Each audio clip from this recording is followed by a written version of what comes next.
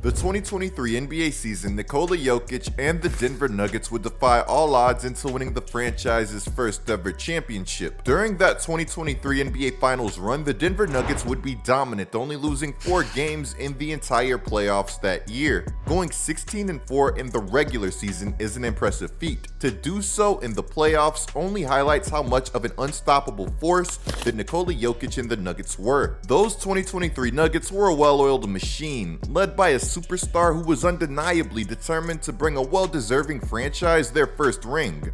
You said after the Lakers win, you said you were surprised that you didn't feel more. So I'm curious what you are feeling right now, and if you're looking forward to a parade coming up in Denver. When is parade? When is parade? Thursday. No. I need to go home. Okay.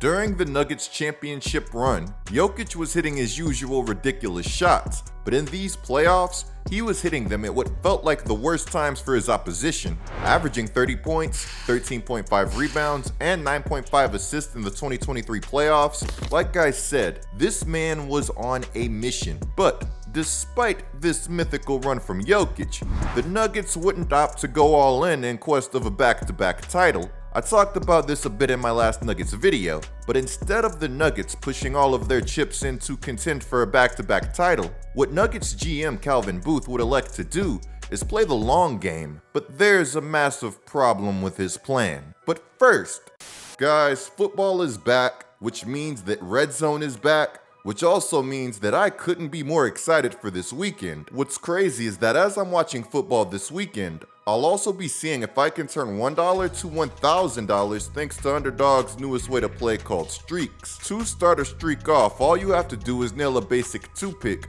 where you decide if your selected players will have more or less than their designated projections. Once you do that, nail 9 more picks in a row to 1,000 times your money. To start my streak, I'm going with Rashee Rice getting more than 60.5 receiving yards, and Devonta Smith getting more than 61.5 receiving yards. Now guys, when you sign up, use my code COOP, because with code COOP, you can get up to $1,000 in bonus cash, along with a free pick.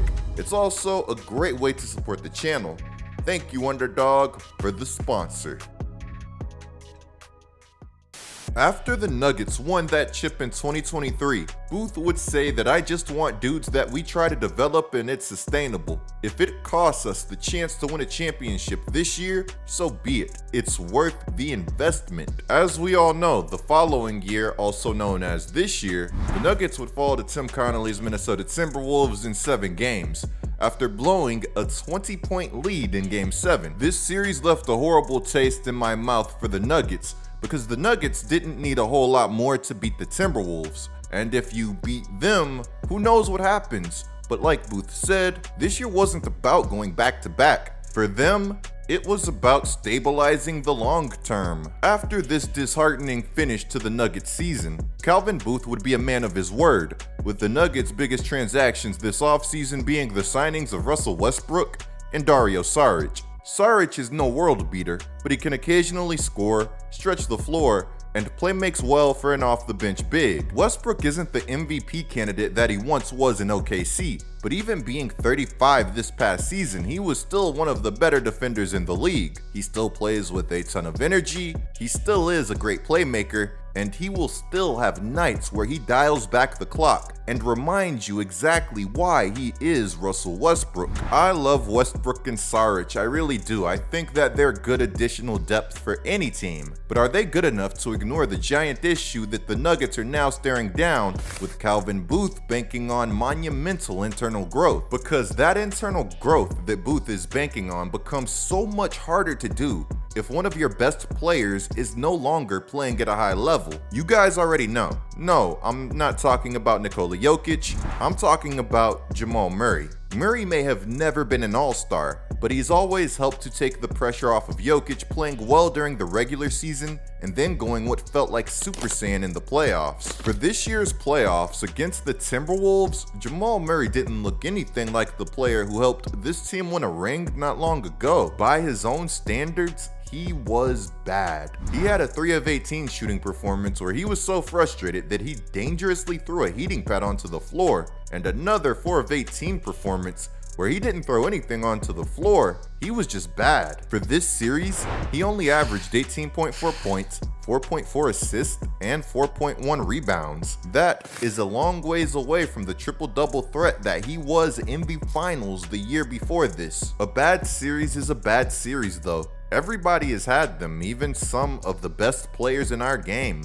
In 2011, we watched LeBron James lose in the finals as he averaged just 17.8 points. In 2018, we saw Damian Lillard average just 18.5 points, shooting only 35.2% from the field, as my Pelicans swept the Blazers. In 2022, we saw Kevin Durant shoot just 38.6% from the field as the Nets got swept by the Celtics. Like I said, everybody has bad series, so the bad series is really no big deal. What is a big deal for the Nuggets is the prolonged bad play by Jamal Murray, with Murray also struggling heavily at the Olympics. Also, Murray's injury history. In Paris, Murray would only average 6 points per game, shooting 41.2% from the field and just 14.3% from 3. It actively looked like he was hurting his team while he was on the floor at times.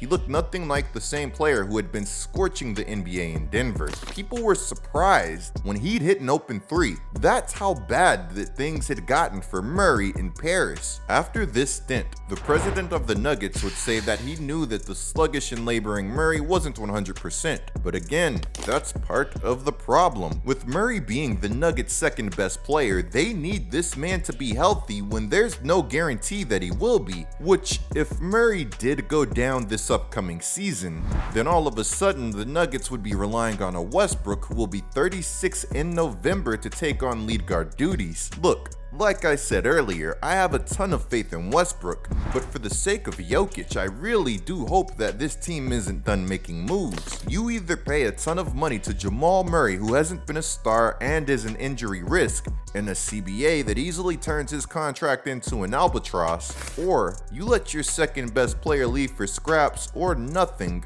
when you have one of the best big men ever in the prime of their career. There are some great names in that 2024 free agency class that make option be pretty interesting, but I have a hard time seeing a lot of these great names actually leaving their current teams. Letting Jamal Murray leave via free agency might be one of those ideas that just sounds a lot better than it is. As you can imagine, this is an incredibly hard predicament for the Nuggets to be in. Now, earlier this summer, it was reported by Shams that the Nuggets wanted to keep Jamal Murray long term, and that Jamal Murray wanted to be in Denver, and that we should expect an extension happening right after the Olympics. But so far, it's been crickets on the Jamal Murray front. With this contract situation being such a huge deal for the Nuggets, you have to think that we get some clarity on this entire thing soon. In the comments below, let me know what you guys would do if you were the Nuggets. Are you paying the injury-prone Jamal Murray?